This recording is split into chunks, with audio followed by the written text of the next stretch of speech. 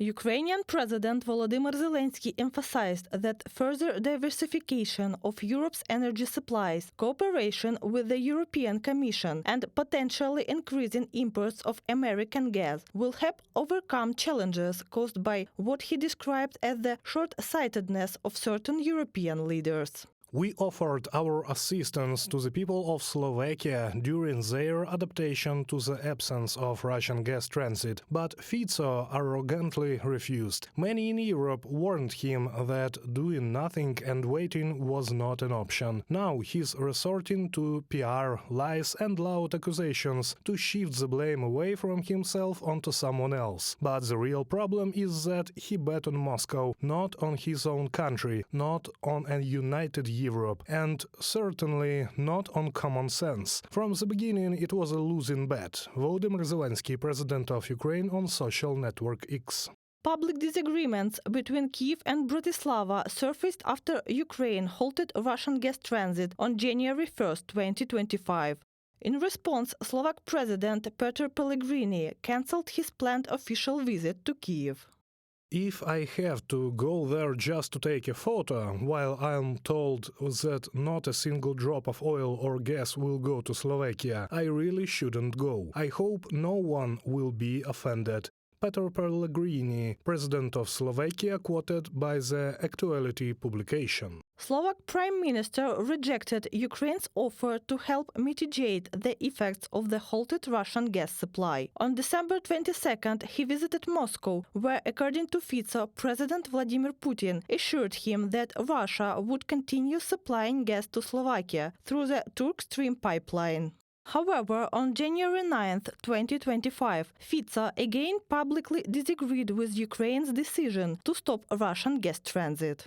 Ukraine's Center for Countering Disinformation at the National Security and Defense Council noted that Fico has a simplistic approach to geopolitics.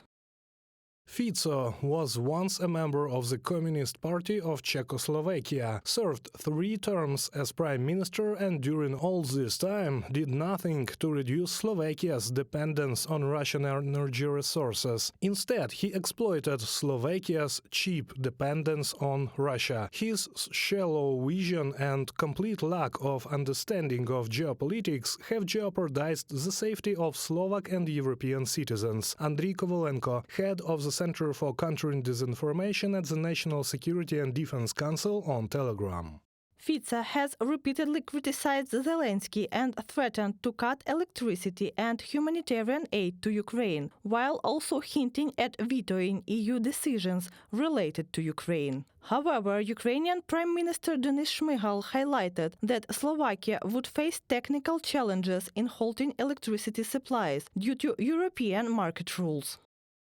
Стосовно імпорту електроенергії. Regarding electricity imports, we are in direct contact with the European Commission. When the Slovak Prime Minister announced the threat to halt electricity supplies, Ukraine's Ministry of Energy immediately reached out to all 3 key institutions: the European Commission, the European Network of Transmission System Operators for Electricity, and the Energy Community. The response has been received, and we have the answers. If Slovakia were technically able to temporarily close its electricity supply routes to Ukraine for maintenance or a short-term repair, the rules of the integrated energy market dictate that the corresponding volume of electricity would be proportionally redistributed among other supplier countries.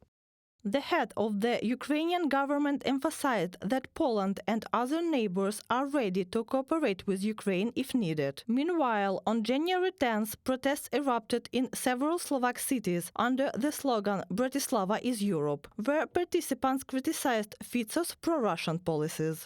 Reported by Katerina Bastun, Yulia Granovska, UATV News.